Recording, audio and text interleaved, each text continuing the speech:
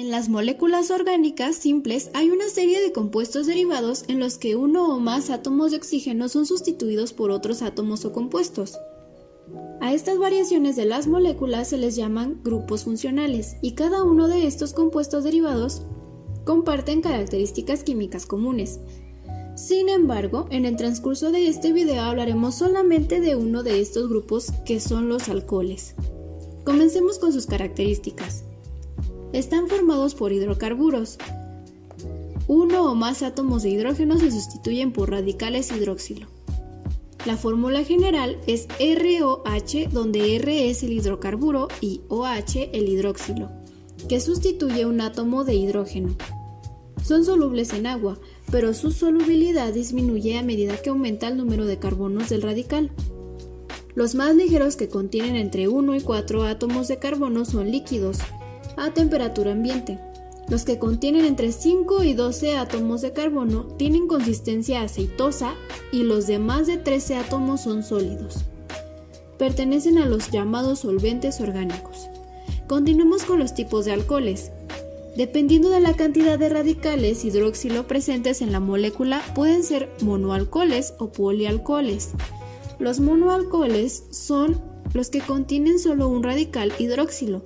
A su vez, según el lugar donde se encuentra el átomo de carbono al que se une el radical hidroxilo, y los átomos de hidrógeno con los que se enlaza se dividen en alcoholes primarios.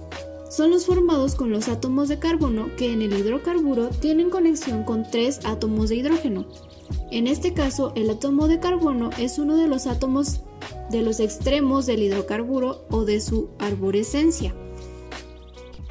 Alcoholes secundarios. En este caso, el átomo de carbono está conectado con 2 átomos de carbono y 2 de hidrógeno, de los cuales uno es sustituido por el hidroxilo para formar el alcohol. Alcoholes terciarios. En los alcoholes terciarios, el átomo de carbono está unido a otros 3 átomos de carbono y solo a uno de hidrógeno, que se sustituye por el hidroxilo. Esto sucede cuando la alcoholización se da en el átomo de carbono donde hay una arborescencia. Polialcoholes. Cuando la molécula de alcohol contiene 2 o 3 o más radicales hidroxilo, entonces se les llama polialcoholes. Ahora pasemos a la obtención de los alcoholes. Las fuentes principales de donde se obtienen son las siguientes. Cracking del petróleo.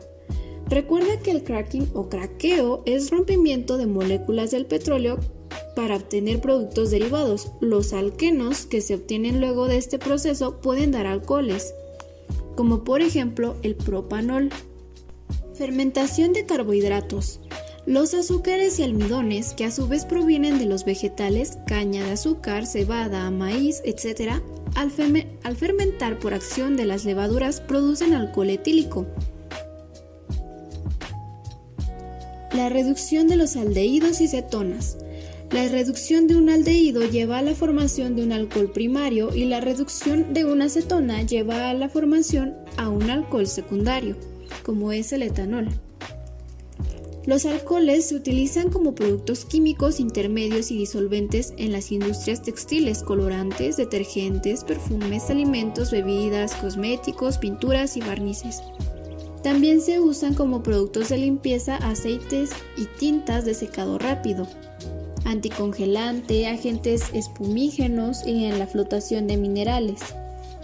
La nomenclatura de los alcoholes.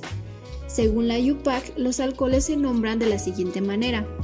Se añade la terminación -ol al alcano de igual número de carbonos y se identifica la posición del carbono al que se enlaza el grupo hidroxilo. A continuación veremos algunos ejemplos y posteriormente haremos unos ejercicios. Aquí podemos observar un